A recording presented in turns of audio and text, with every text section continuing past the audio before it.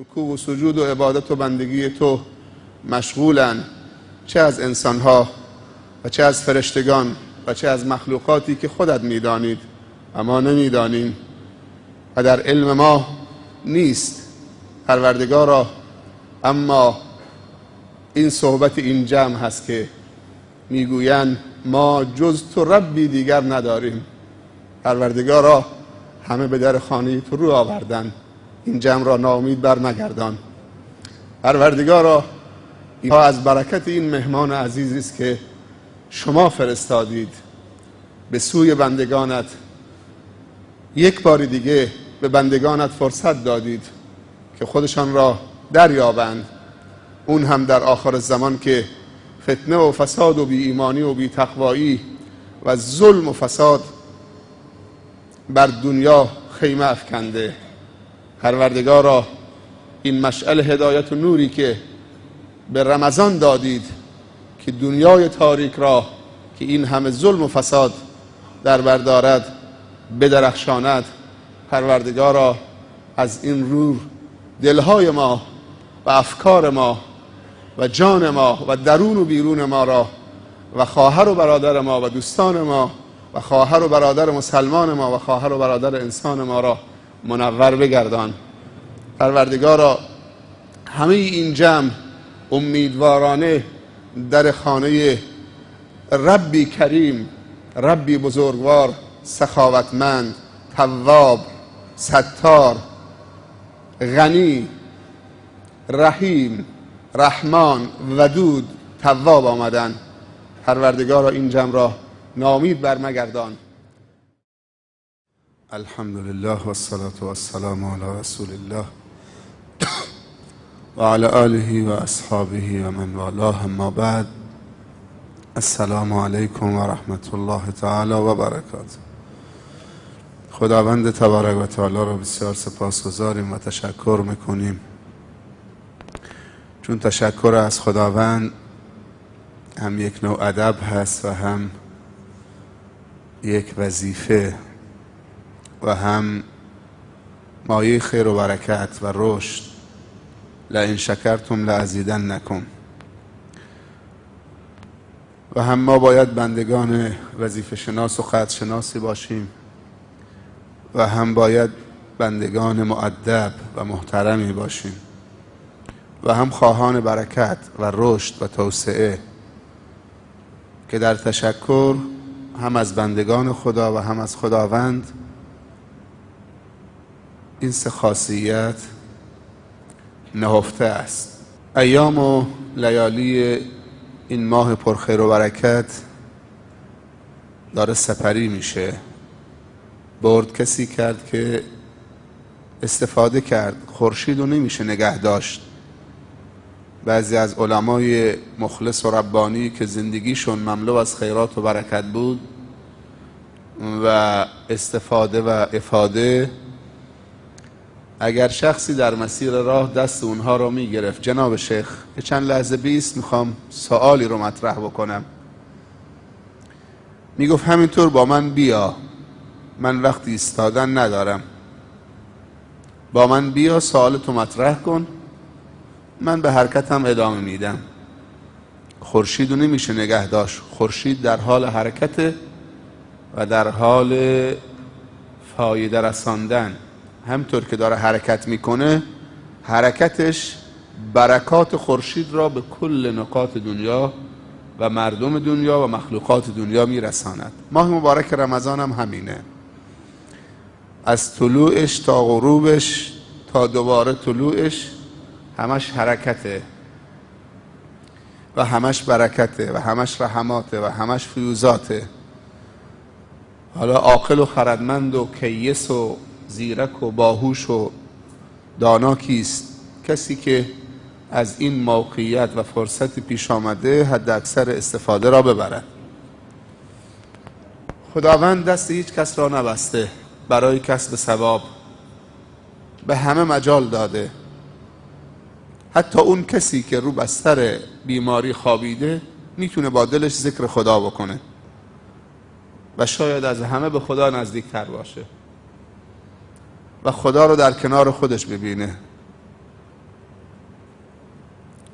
اون زندانی که اسیر زندانه، حالا سوء تفاهمی شده، به خطا رفته زندان، با اشتباهی که ازش سر زده رفته زندان، با تعدی و ظلم رفته زندان، دلش که زندانی نیست، فکرش که آزاده، در زندان میتواند کسب فیض کند، از بیداری دلش و آزادی دلش و آزادی فکرش، سبب رشد خودش در حالی که اعضای بدنش مسجون هست و زندانی هست استفاده بکند. علمای بزرگ که با برکت بودن میگفتن زندان ما خلوته و بهشت ما تو سینه ماست. خیلی از کتابهای ارزشمند و نفیس در زندان نوشتن. هیچ چیزی مانع استفاده بردن بنده خدا وقتی که خودشو پیدا میکنه و راهشو پیدا میکنه و جایگاهشو پیدا میکنه، هیچ چیزی مانعش نمیشود، مگر این که خودش نخواهد از این موقعیت ها حد اکثر استفاده را ببرد. بحثی که دو شبه داریم دنبال میکنیم و مناسبت هم داره، بحث زندگی نامه حضرت علی رضی الله عنه، که هر قسمت از زندگی نامه این بزرگوار مملو از درس ها و عبرت ها و ارزش ها و هدایت هاست. اگر این بزرگان را به عنوان مقتدا و الگو و قدوه حسنه برای خود انتخاب نکنیم، پس چه کار باید کرد؟ بدون قدوه نمی شود، بدون اسوه نمی شود، بدون الگو نمی شود موفق شد. باید الگو داشته باشیم. حالا الگوی خیر اگر نشد، الگوی خیر از تو فوت شد، قدوه حسنه از تو فوت شد، ناچارا الگوی بد نصیبت خواهد شد، چون تو نخواستی که الگو برداری از الگوها و قدوه های حسنه بکنید. ولکم فی رسول الله اسوة حسنه. برای شما در رسول الله صلی الله علیه و سلم اسوه حسنه هست، در شاگردان رسول الله صلی الله علیه و سلم که مثل رسول الله حرکت میکردن و فکر میکردن و راه میرفتن و زندگی میکردن هم اسوه حسنه هست. اونهایی که به اصحاب رسول الله اقتدا بکنن مثل این که به رسول الله اقتدا کردن. علیکم بسنتی و سنت الخلفاء الراشدین المهدیین عضوا علیها بالنواجذ. بگیرید سنت من و سنت خلفای راشدین من، اونهایی که هدایت یافتگانن، هدایت شدگانن، پرونده اونها با نیکی جمع شده. خیلی مهمه، پروندهشون با نیکی جمع شده. وقتی که از دنیا رفتن هم خدا هم رسول خدا از اونها راضی بود و اونها هم از خدا و رسول خدا راضی بودن. از چنین شخصیت های دیگه الگوهای برتر داریم در عالم بشریت و بهترین مرگ نصیبشون شده، مرگ شهادت، سربلندی در میدان. اونها الگوهای ما هستند. مطالب زیادی رو در زندگی حضرت علی رضی الله عنه که با 2 جلسه نمی شود حق این بزرگواران را ادا کرد، بلکه مختصر مفید در حد اجازه دادن وقت که به ما وقت بدهد در این شبها در 2 جلسه نام پدر، نام مادر، اسلام حضرت علی، فضائل حضرت علی، شجاعت حضرت علی، فصاحت کلام و بلاغت حضرت علی، و امشب گوشی دیگر از زندگی حضرت علی رضی الله عنه و زندگی ارزشمندی که همش هدایت و توسعه هدایت است و همش خیرخواهی برای بشریت است. موضوع 8 همسران حضرت علی رضی الله عنه. حضرت علی رضی الله عنه در طول زندگیش 9 زن گرفته، 9 همسر انتخاب کرده به اضافه 1 کنیز که به ترتیب در رأس همه همسران حضرت علی رضی الله عنه فاطمه زهرا هست، دخت گرامی رسول الله صلی الله علیه و سلم. 4 مرد بزرگ در صدر اسلام زندگی می‌کردند، 4 مرد بزرگ تأثیرگذار بر زندگی بشریت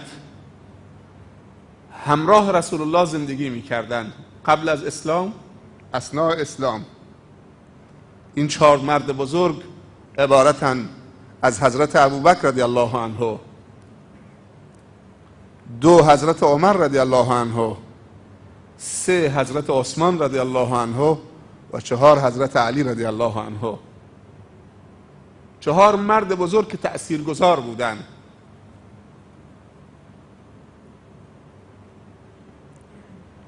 حضرت ابوبکر در جاهلیت قبل از اسلام صاحب منزلت و مقام بود. حضرت عمر سفیر قریش بود و مردی قاطع و قریش روی اون حساب میکرد. حضرت عثمان ذوالنورین یکی از سرمایه‌داران بود و حضرت علی که از طایفه بزرگ بنی هاشم و نسبش در هاشم به رسول الله صلی الله علیه و سلم میرسید و نسب همسرش و در بیت النبوه تربیت شد. از سن 6 سالگی وارد خاندان نبوت شد و خانواده نبوت شد و زیر نظر رسول خدا صلی الله علیه و سلم و ام الاشراف ام المؤمنین خدیجه تربیت شد و کسب فیض کرد. رسول الله صلی الله علیه و سلم یک مدیر به تمام معنا و تمام عیار بود و یک روانشناس و جامعه شناس و دوراندیش بود. تنها به این که معجزه در اختیارش اکتفا نمی کرد، معجزش دوراندیشی بود. معجزه پیامبر کلام پیامبر، اقوال پیامبر، اعمال پیامبر، اخلاق پیامبر، اینا همه معجزه پیامبره. الان از اخلاق پیامبر خیلی ها دارن مسلمان میشن امروز، چون این اخلاق دنیا در خودش ندیده، اونم در روز قحطی اخلاق. امروز تنها چیزی که قحطی اخلاقه و صداقت و امانت و تقواست و رحمت و شفقته. امروز اخلاق اون حضرت و کفار میشنون از خود بی خود میشن. چنین اخلاقی وجود دارد؟ کی این اخلاق رو احتکار کرده؟ چرا این نور رو به بشریت نرسوندن؟ اگر من دیشب نگفتم که کشور فرانسه و بلژیک نام محمد کم کم صلی الله علیه و سلم در صدر قرار میگیرد. پیامبر صلی الله علیه و سلم از اونجایی که میفهمید این 4 شخصیت تأثیرگذارن، رابطه خودش را با این 4 نفر تقویت کرد. خوب دقت بکنید، وقتی که پیامبر صلی الله علیه و سلم به این 4 نفر اعتنا میکنه، یعنی خدا بهش دستور داده که این 4 نفر رو داشته باش، ارتباط برقرار کن. چه ارتباطی؟ به 2 نفر دختر داد و از 2 نفر دختر گرفت. از ابوبکر صدیق رضی الله عنه و از عمر فاروق دختر گرفت و رابطه رو تقویت کرد و دختران این 2 بزرگوار شدن ام المؤمنین. هیچ مسلمانی بعد از حیات پیامبر صلی الله علیه و سلم اجازه نداره تو دلش خطور بکنه که من میتونم با این زنان بعد از وفات پیامبر حالا که بیوه شدن ازدواج کنم. حرامه. مادر ما هستن، به نص قرآن مادر ما هستن، ام المؤمنین، همسران پیامبر در دنیا و در آخرت. چه افتخاری بالاتر از این که رسول الله صلی الله علیه و سلم از ابوبکر صدیق دختر بگیره به عنوان همسر که نصف علم شرعی را به عایشه بدهد. مسائل زناشویی، مسائل خانوادگی، آداب، معاشرت داخل خانه، حقوق زن، حقوق مرد، طهارت، غسل. عایشه رضی الله عنهما یکی از مکثرات در حدیث بود، نزدیک 2000 حدیث روایت کرده و یکی از فقها بود و یکی از شعرا بود و یکی از اطبا بود و انساب عرب میدونست. رابطه پیامبر صلی الله علیه و سلم با ابوبکر قوی بود، با این ازدواج قوی تر کرد، ناگسستنی. و جریان ازدواج رسول الله صلی الله علیه و سلم با ام المؤمنین حفصه شنیدنیه. یک چیز خیلی ساده بوده در صدر اسلام و امروز خیلی پیچیده شده. زندگی ما هم پیچیده شده، زندگی فرزندان ما هم آشفته شده به خاطر پیچیدگی این مسئله‌ای که باید آسان بشه. ازدواج دادن و طلاق دادن در صورت عدم امکان تداوم زندگی.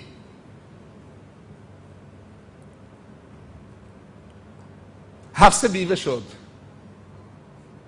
حضرت عمر رضی الله عنه فکر نمی کرد که رسول الله صلی الله علیه وسلم حفصه رو انتخاب بکنه، تو ذهنش خطور نکرده بود. وقتی بیوه شد رفت پیش ابوبکر رضی الله عنه، به ابوبکر گفت که حفصه رو تحویل بگیر، بدون شوهر نمونه. جوابش نداد، به دل گرفت، یعنی حفصه عیبی داره. رفت پیش عثمان گفت که اونا زنم داشتن، چقدر راحت بوده این زن بدون شوهر نمونه در جامعه اسلامی. امروز اگر آمار دخترای بالای 30 سال و 35 سال و 30 سال و از 25 سال به بالا بگیرید، واقعا آمار وحشتناکیه. رفت پیش حضرت عثمان گفت عثمان حفصه رو تحویل بگیر. گفت به من فرصت بده خبرت میدم. بعد از یک هفته گفت فعلا تصمیم ندارم. خیلی آشفته شد حضرت عمر رضی الله عنه. بعد از مدتی خیلی کوتاه رسول الله صلی الله علیه و سلم قاصد فرستاد پیش عمر خواستگاری حفصه. بعد ابوبکر رو ملاقات کرد. بعد از اینکه حفصه این افتخار نصیب شد ملاقات کرد. روزی گفت برادر عمر از من دلخور شدید به خاطر حفصه؟ گفت حقیقتا بله، فکر میکردم که حتما حفصه عیبی داره، شما همه جواب رد میدید. گفت حفصه یکی از زنهایی است که به کمال رسیده، هیچ عیبی نداره. حضرت ابوبکر به حضرت عمر میگه ولی من شنیدم که رسول الله اسم حفصه رو بر زبان جاری کرد، احساس کردم که رسول الله حفصه رو مد نظر داره، عقب کشیدم. و همطورم بود. این دو تا رابطه تقویت شد. دو مرد بزرگ، بزرگیشون در تاریخ ثابته. حضرت ابوبکر رضی الله عنه اولین خلیفه و جریان جنگ‌های رده و اهل فتنه و ارسال لشکر اسامه در روز سختی و فتنه، از یه طرف مشغول به اهل رده بود، از یه طرف باید میفرستاد. و جریان حضرت عمر رضی الله عنه و اسلام دو دولت قدرتمند زمان، فارس و روم، به برکت این شخص بزرگ. و از طرفی دیگر آمد رابطه‌اش رو با دو شخص بزرگوار دیگر تقویت کرد. یکیش که تربیت شده خودش بود، از سن 6 سالگی و در سن 10 سالگی مسلمان شد. جریان اسلامش رو گفتیم که چقدر علی رضی الله عنه متفکر و دوراندیش بود و اهل خرد بود. در سن 10 سالگیش آمد 2 تا از دختراشو به عقد نکاح عثمان در آورد. عثمان رو داماد خودش کرد.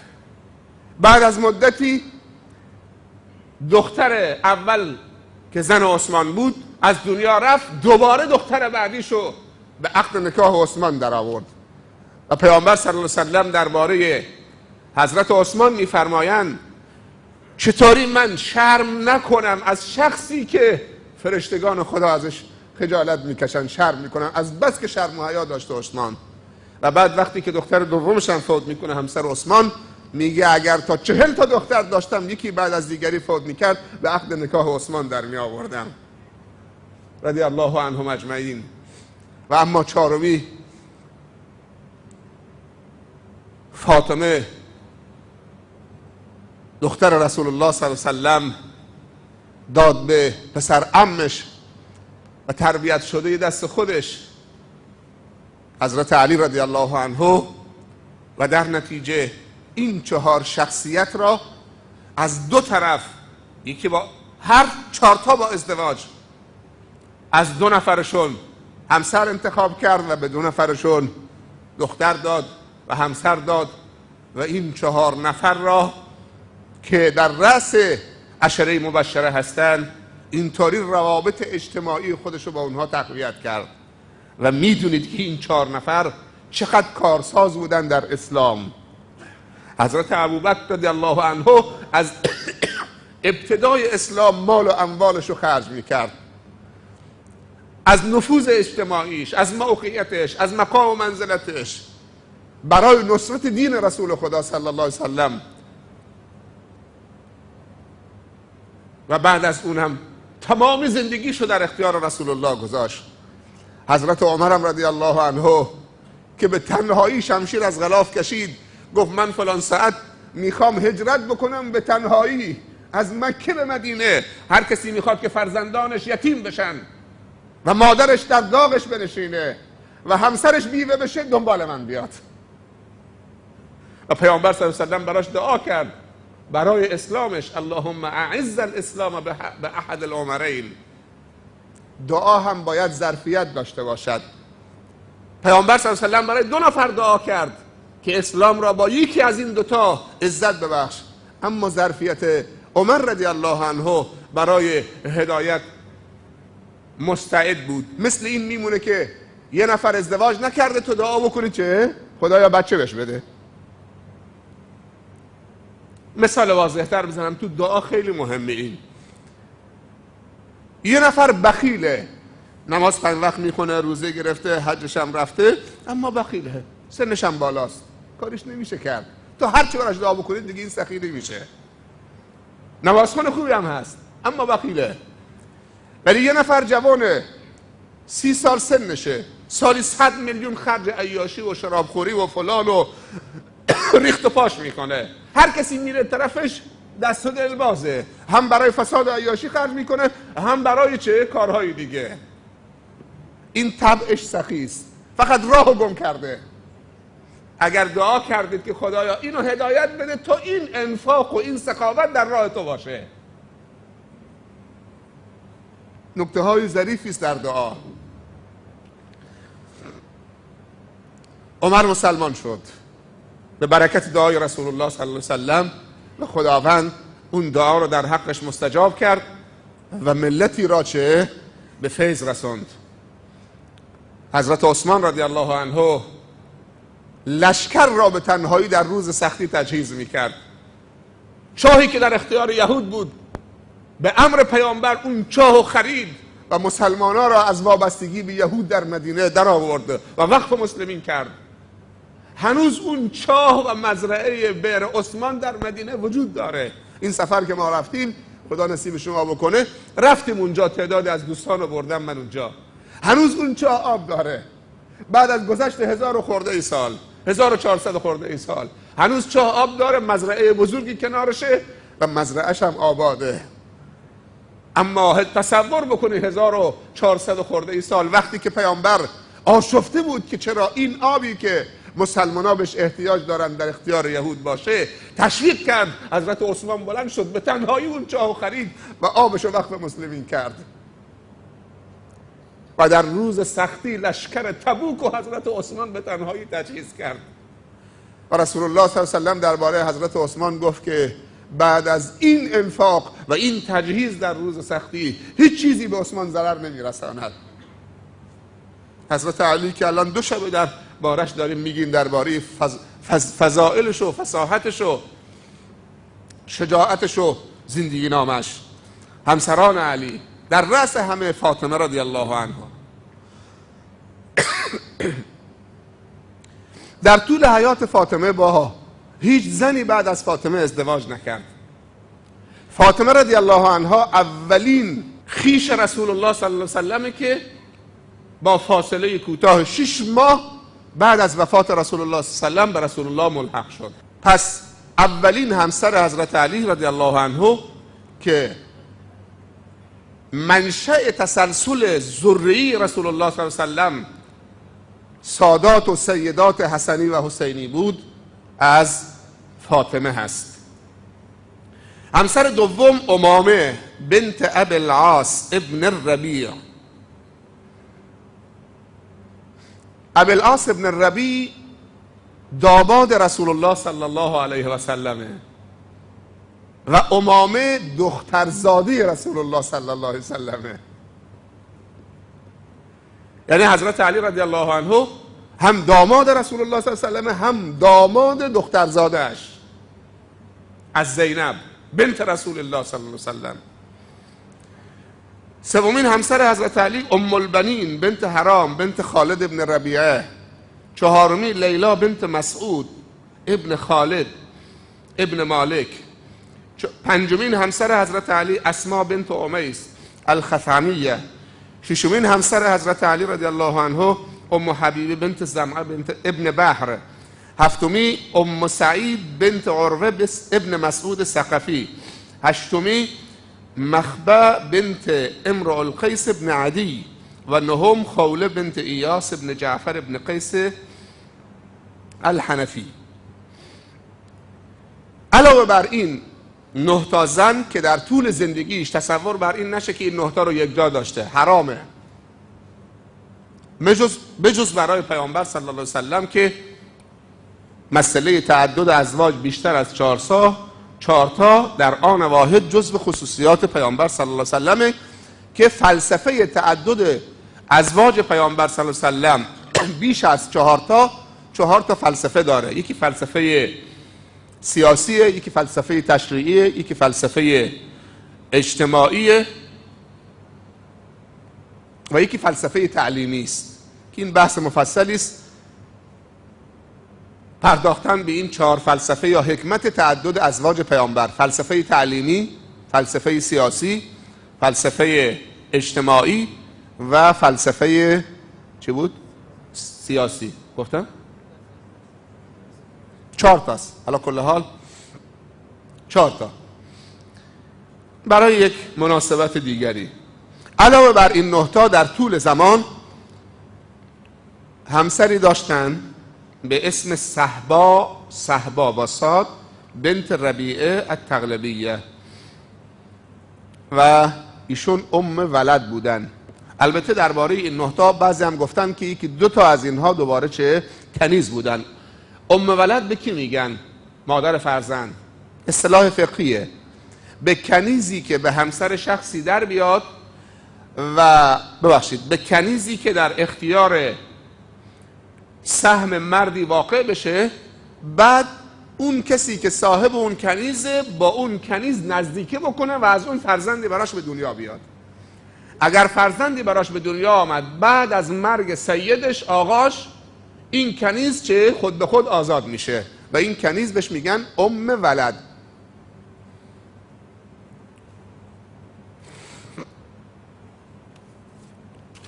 اما اولاد حضرت علی رضی الله عنه، حضرت علی رضی الله عنه 14 پسر و 18 دختر داشته. بابرکت بوده. توسعه اسلام، چه نسل مبارکی، چه توسعه مبارکی. هر کدومش دنیایی بودن، از تقوا و علم و درایت و فهم و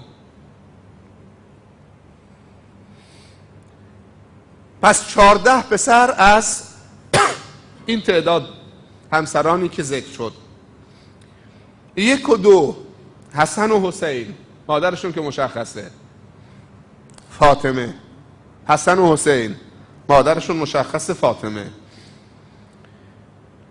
پس 1 و 2 حسن و حسین. 3 محمد الاکبر از مادری به اسم خوله بنت ایاس، مشهور به محمد ابن الحنفیه. محمد اکبر مشهور محمد ابن الحنفیه. 4 و 5 یعنی پسر 4م و 5مش عبدالله الاکبر ابوبکر از همسری به اسم لیلا بنت مسعود. عبدالله فرزند پسر 4م و ابوبکر فرزند پسر 5م از زنی به اسم همسری به اسم لیلا بنت مسعود. هر دوی عبدالله الاکبر و ابوبکر در کربلا همراه امام حسین برادرشون اونجا چه شرکت کردن و هر دو به شهادت رسیدن. اینا رو داشته باشید. بس 6 و 7 و 8 و 9 عباس الاکبر، عثمان، عبدالله الاصغر و جعفر از ام البنین بنت حرام. همه آنها در کربلا شرکت داشتن و همه به شهادت رسیدن. 4 تا اینجا 2 تا اونجا، برادرشون رو تنها نگذاشتن. از جمله این افراد یکیش ابوبکر، یکیش عثمانه. برداشت چیه؟ چقدر روابط صمیمانه بین این 4 بزرگوار بود. انسان اگر، من از نمرود خوشم نمیاد، آیا اسم پسرم نمرود میذارم؟ شما شنیدی در عالم مگه ما دنبال پست و مقام نیستیم؟ همه پست و مقام رو دوست داریم. هر کسی بگه من دوست ندارم دروغ گفته. همه مال رو دوست داریم. آیا شده مسلمانی اسم پسرش قارون بذاره؟ شده مسلمانی اسم پسرش قارون بذاره؟ نیست. اگر حضرت علی رضی الله عنه ابوبکر و عمر و عثمان رو دوست نداشت و رابطه صمیمانه و رابطه دوستانه، عاطفی، ایمانی، ربانی، خدایی، نبوی با این بزرگواران نبود، تو انتخاب اسم فرزند که دیگه چه؟ انسان حق خودشو داره. حالا میگیم به زور عمر گردنش انداخت، طناب بردش، بیعت ازش گرفت به زور با قدرتی که داشت. یعنی عمرم طناب انداخته گردنش که اسم پسرت بذار، اسم من. این که دیگه وارد نیست. تفکیک نکنین.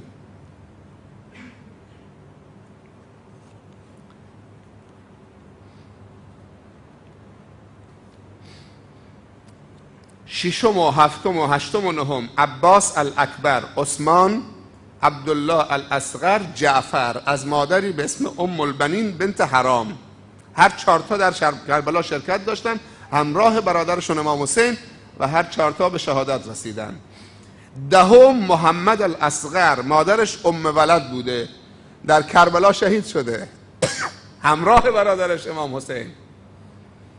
11 و 12 یحیی و عون از همسری به اسم اسما بنت امیس. 13 عمر از همسری به اسم ام حبیبی تغلبیه. عمر از همسری به اسم ام حبیب التغلبیه. و 14 محمد الاوسط از همسری به اسم امامه بنت زینب بنت رسول الله صلی الله علیه و سلم. 14 فرزند پسر، همشون خواهان شهادت. وقتی باباشون چه شهید میشه همشون خواهان شهادته. باباشون بهشون گفته و جدشون بهشون گفته که بهترین مرد شهادته. اما دخترانه و بعضی روایات ضعیف هست که فرزند 15 هم به حضرت فاطمه و علی نسبت دادن به اسم محسن که در شکم فاطمه مرده و مرده به دنیا آمده در نتیجه ضربتی که حضرت عمر بر شکم فاطمه وارد کرده و سقط جنین کرده. جنین در شکم فوت کرده و مرده به دنیا آمده و سبب شهادت فاطمه شده. تاریخ میفهمه که فاطمه وفات یافته. چند سال بیشتر نیست که میشنویم فاطمه شهید شده. اگر شهید شده پس کسی که خنجر وارد کرده یا ضربه زده کی بوده؟ اگر عمره که دروغ محضه. این روایتی دروغینه صرفاً برای اختلاف بین مسلمین. کتب تواریخ معتبر و موثوق، هم کتب تواریخ مسلمین و هم بیگانگان، شیعه و سنی، چه دستایی در کاره.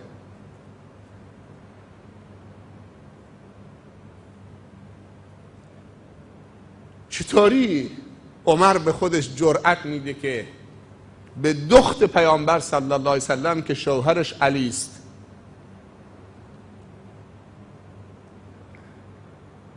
چنین اجازه‌ای بده بزنه ضربه تو شکمش؟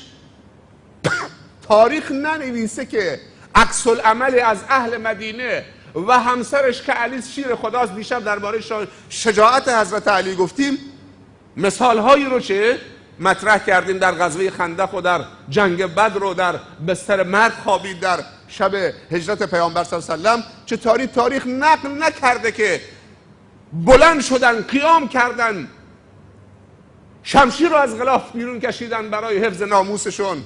تاریخ ننوشته.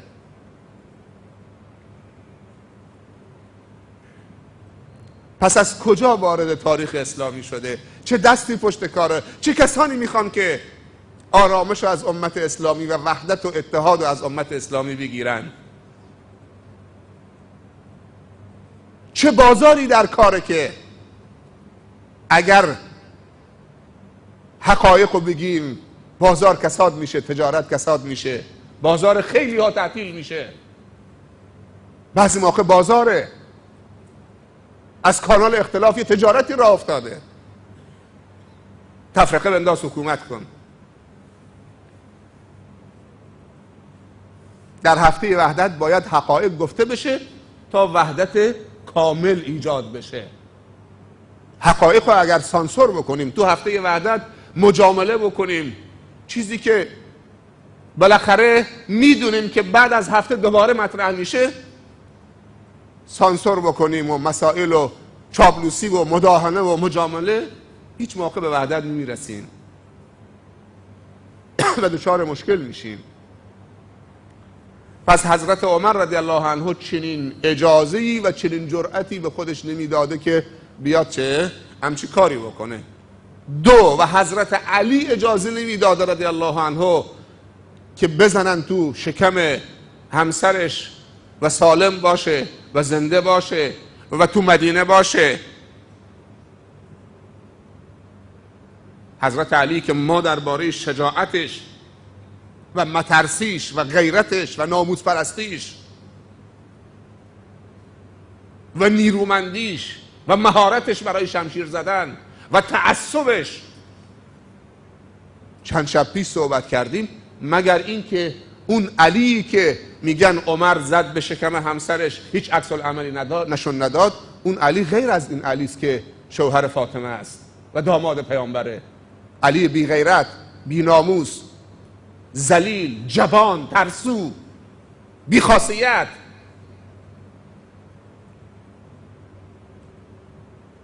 اما علی که ما سراغ داریم و فضائلشو داریم میگیم، اون علی به عمرو ابن عبدود مهلت نداد، به ولید ابن ربیع عتبه مهلت نداد تو غزوه بدر. هنوز شمشیرشو از غلاف نکرد. پهلوان قریش کارش ساخت. اون علی که در غزوه خندق دیدیم، اون علی که در غزوه بدر دیدیم، اون علی که در جاهای دیگه دیدیم، اون علی خیلی بزرگه در نظر ما و حتما علی دیگری هست. شاید این عمر هم عمر دیگری باشه، ولی این دوتا برنامهشون چیز دیگه است. مسئله بعدی دوباره تو این راستا، حضرت علی آمد دخترش، حالا تو دخترای حضرت علی اولین دخترش ام کلثوم الکبرا، دختر فاطمه زهرا همسر عمر. خوب دقت بکنید، 18 تا دختر داره. اولین دختر فاطمه زهرا ام کلثوم الکبری دختر فاطمه. وقتی میگیم که ام کلثوم دختر فاطمه، بعضی میگن نه این کنیز فاطمه بوده. کدوم کنیزش؟ مثل که باورشون نمیشه. یعنی علی میره دخترشو به عمر میده؟ ام کلثوم الکبری دختر فاطمه زهرا دختر حضرت علی و فاطمه زهرا همسر عمر رضی الله عنه. مادرش رو لگدمال بکنه، برادرش رو سخت بکنه، برادرش مرده به دنیا بیاد، چطوری این دختر، حالا بگیم مادرش، چطوری این دختر به خودش اجازه بده زن همچین مردی بشه که برادرش رو کشته تو شکم مادرش و اهانت به مادرش کرده.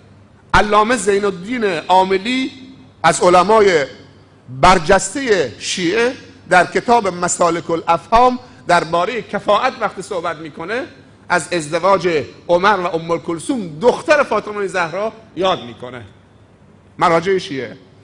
و علامه کلینی در کتاب الکافی صفحه 311 جلد 2 دوباره به این مسئله اشاره میکنه که ام کلثوم دختر فاطمه بوده نه کنیزش و همسر عمر بوده.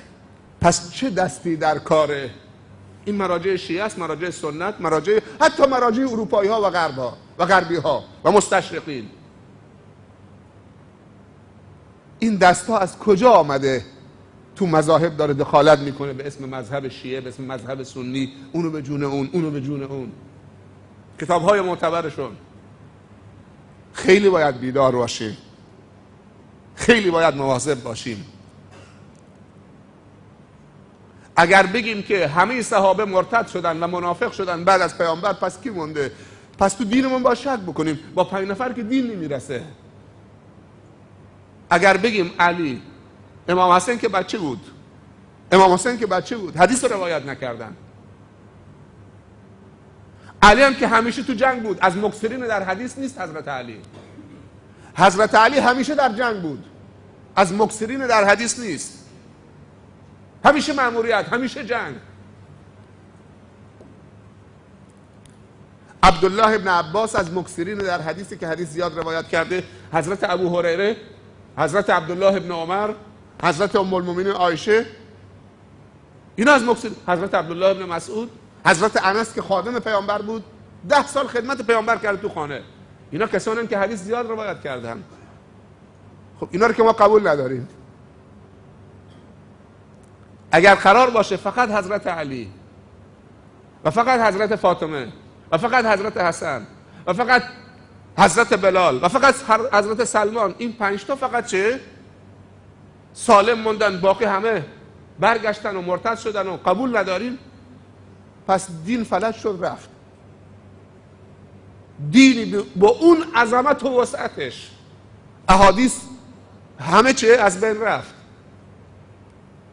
پس تو دیگه همه چیزمون با شک بکنیم.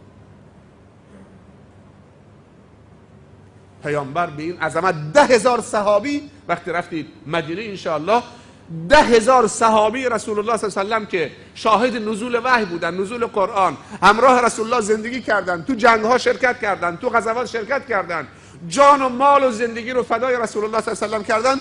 10,000 تاشون در قبرستان بقیع در خود مدینه دفنن.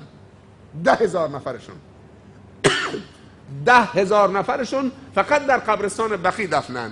حضرت عثمان هم در قبرستان بقیع دفنه، عمه پیامبر، به اضافه خیلی از بزرگان و شخصیت ها، دختران پیامبر، همسران پیامبر، همه در قبرستان بقیع دفنن. جعفر صادق در قبرستان بقیع دفنن. 10,000 صحابی فقط در قبرستان بقیع. دختران حضرت علی 18 تا. یک ام کلثوم الکبری دختر فاطمه زهرا همسر عمر.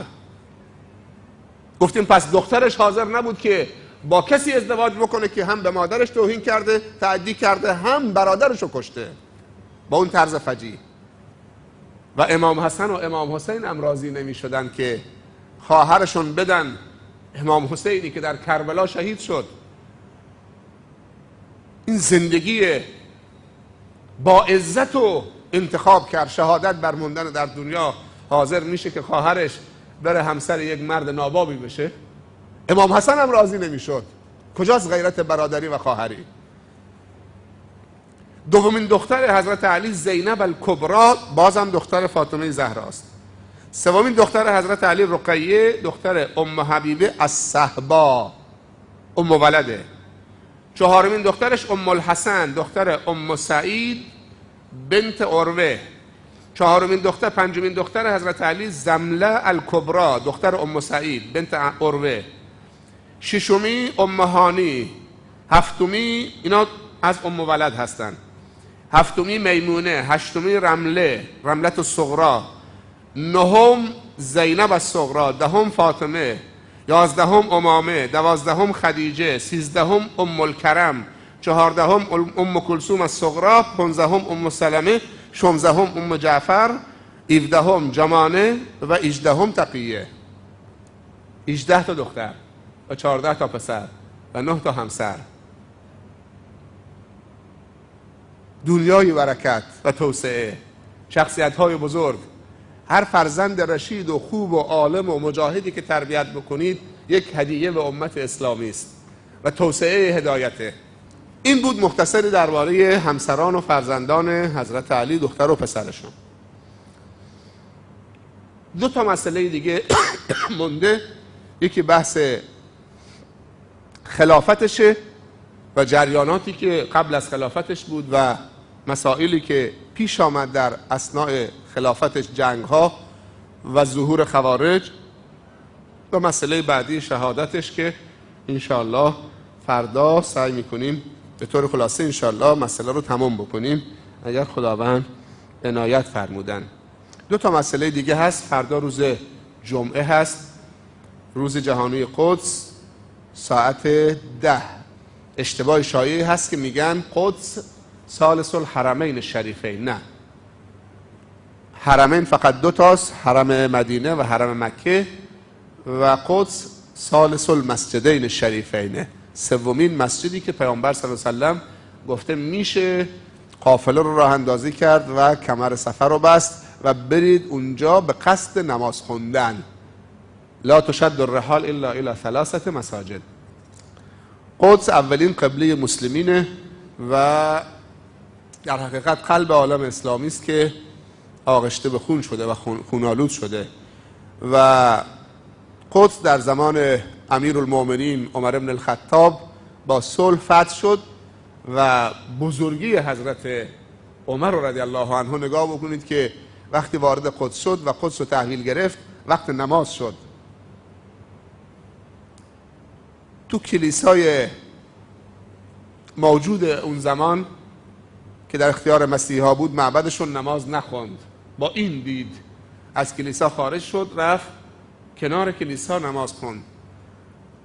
با این دید احترام به ادیان و با این دید که اگر اونجا نماز بخونه شاید مسلمین در آینده تعرض بکنن به معبدشون و کلیساشون خراب بکنن، جاش مسجد درست بکنن. در اوج قدرتش تو نگاه بکن. ولی دیگران وقتی قدرت میگیرن چه کار میکنن؟ همون جایی که حضرت عمر نماز خونده الان مسجد دایره، اون کلیسا هم دایره. و نفر دوم حضرت صلاح الدین ایوبی در زمانی قدس آزاد کرد که عالم اسلامی مملو از فتنه بود. جنگ‌های داخلی، غارت‌های داخلی، ناامنی داخلی، فتنه و آشوب داخلی از همه طرف عالم اسلامی را ضربه زده بود و مشکلات درست کرده بود. صلاح الدین قسم یاد کرد که قدس را به نور خونریزی فتح می کند، ولی اول باید فتنه های داخلی را از بین ببرد. از داخل انسان وقتی که قوی شد، بیرون خود به خود ضعیفه. مشکل ما نه این که دشمن قوی است، ما از درون ضعیف هستیم. من یک نکته بگم که درباره حضرت عمر رضی الله عنه حضرت عمر رضی الله عنه وقتی لشکری میفرستاد برای جهاد در راه خدا و نشر اسلام، اگر این لشکر بیشتر از فتحشون و پیروزیشون بیشتر از اینکه 2 ماه طول میکشید، فرمانده رو توبیخ میکرد. اگر بیشتر از اینکه 2 ماه طول میکشید، فرمانده رو توبیخ میکرد. تو چه کار داری میکنید اونجا؟ رابطه تو با خدا چطوره؟ تقوات چطوره؟ حتما یک اشکالی تو نیتت هست، تو برنامه، تو زندگیت هست که خداوند فتح و پیروزی رو مسدود کرده. خدا نصرتتون نمیکنه. ان تنصر الله ینصرکم. ولی قدس امروز 60 ساله که زیر لگدهای صهیونیسم و مستعمرین و یهود لگدمال میشه. 60 سال راهپیمایی و شعار و جلسه و کنفرانس درد رو دوا نمیکنه در جهان اسلام. چقدر سران عرب و کشورهای عربی و اسلامی و ممالک اسلامی در رابطه با قدس و فلسطین جلسه گرفتن. پیامبر صلی الله علیه و سلم میفرمایند نصرت بالرعب مسیرة شهر، او کما قال صلی الله علیه و سلم. یکی از خصوصیات امت اسلامی که از مسافت 1 ماه وقتی دشمن بشنوه که لشکر اسلامی حرکت کرده، با فاصله 1 ماه اونها در خود میلرزن. نصرت بالرعب مسیرة شهر. ولی امروز نیست. آمدن تو قلبه های ما خیمه زدن، نقشه راه برای ما میکشن، تفکیک کردن عالم اسلامی رو، ما رو شناختن. صلاح الدین ایوبی رحمه الله وقتی که تصمیم گرفت، گفت از اول فتنه های داخلی رو خاموش بکنم، امت اسلامی رو تزکیه بکنم، کامل بکنم، فتنه ها و نفاق رو از بین ببرم، بعد برم به سراغ اونها. خوب دقت بکنید این شخصیت چه شخصیتی بود. قاطع مثل امیرالمومنین عمر بن الخطاب و حضرت علی رضی الله عنه. آمد یک منبر چوبی رو درست کرد، هر جایی که میرفت همراه خودش حمل میکرد. تعدادی از سربازانش این منبر چوبی رو حمل میکردن و به خودش گفته بود که اولین خطبه باید روی این در قدس بخوانم.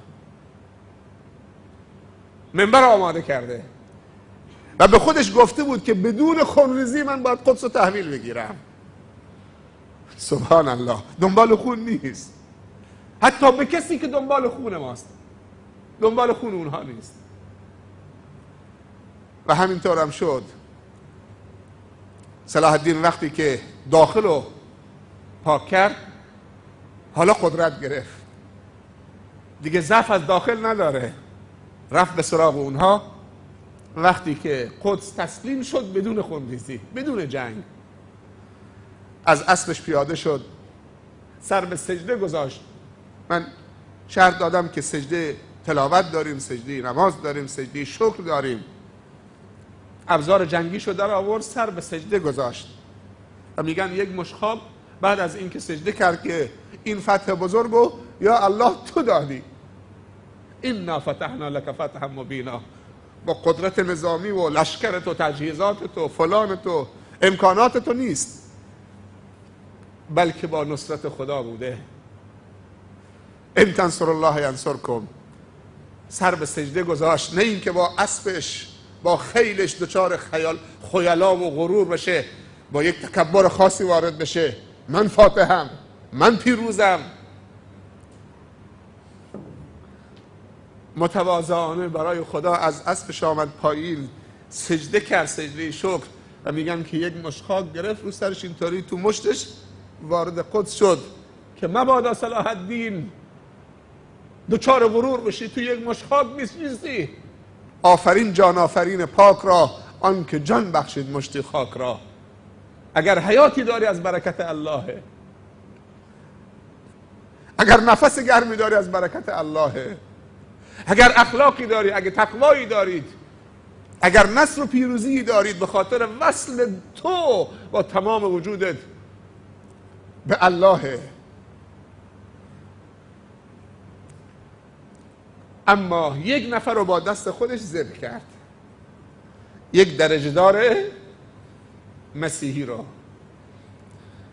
چون توهین کرده بود که ما مسلمان ها را میکشیم و قبر پیامبرشون رو حفاری میکنیم و لگدمال میکنیم، نبیشون رو توهین های زشتی کرده بود.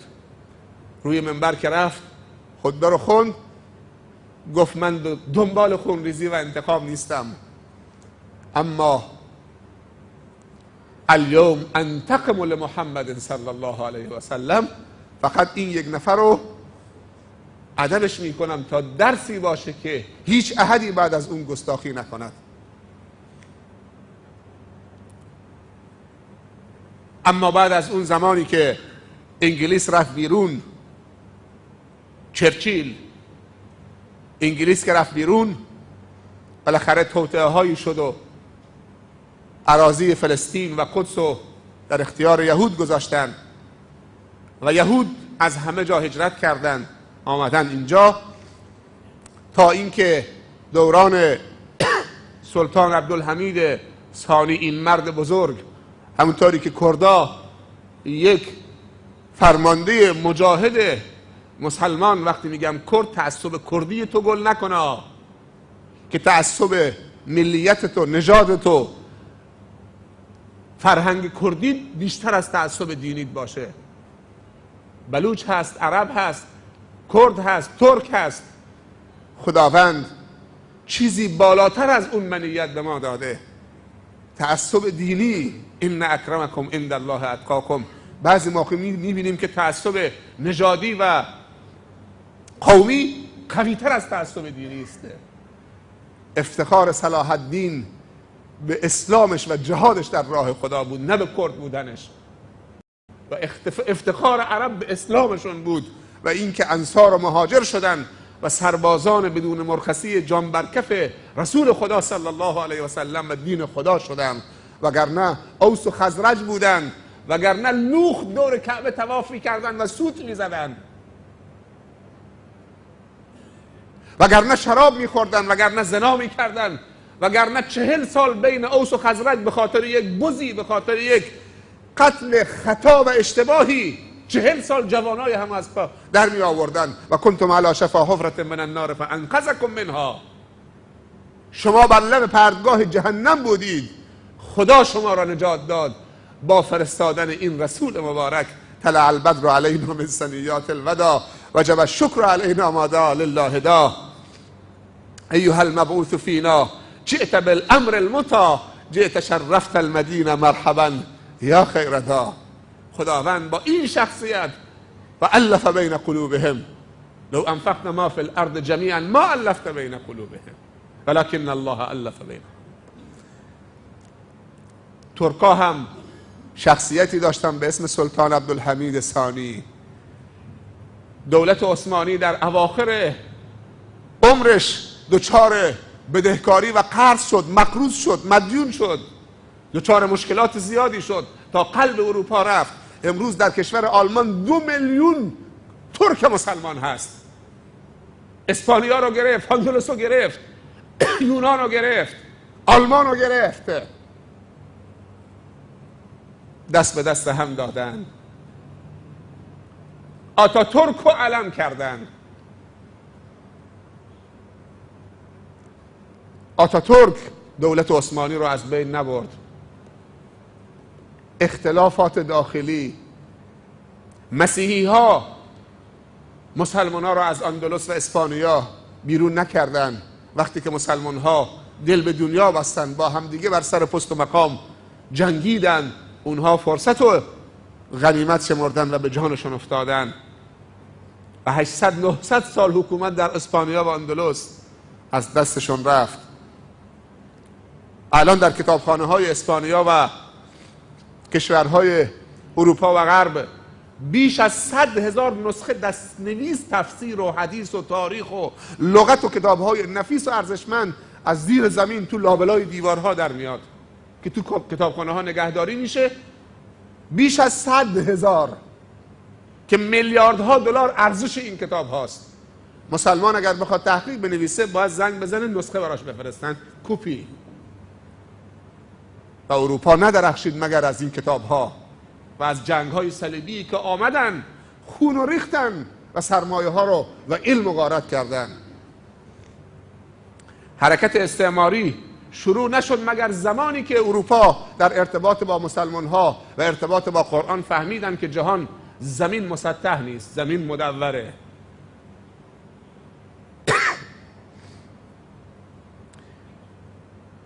یهود پیشنهاد دادن به سلطان عبدالحمید ثانی که کل دیون دولت عثمانی رو پرداخت میکنیم و هدایای نفیس به خودت میدیم، در مقابل مقداری از اراضی فلسطین، اونم با پول، بدهی تو پرداخت میکنیم، هدایای ارزشمند برای خودت و زمین فلسطین و قدس در مقابل پول. نامه نوشت، جواب نامه، گفت قدس و سرزمین مقدس قدس ملک بابای من نیست که براش قیمت بذاری از من بخرید. قیمت سرزمین قدس خونه، بهاش خونه، بهاش خونه. ولی امروزه برید نگاه بکنید چی داره میشه. هیکل درست کردن، زیر قدس رو خالی کردن، ولی از ماست که بر ماست. قدس اینطوری آزاد نمیشه. باید مسلمان ها از درون به گفته سید قطب رحمت الله علیه اقم دولت الاسلام فی نفسک تقم علی ارضک، دولت اسلام رو در درون خودت پیاده بکن، خود به خود بر سرزمین تو پیاده خواهد شد.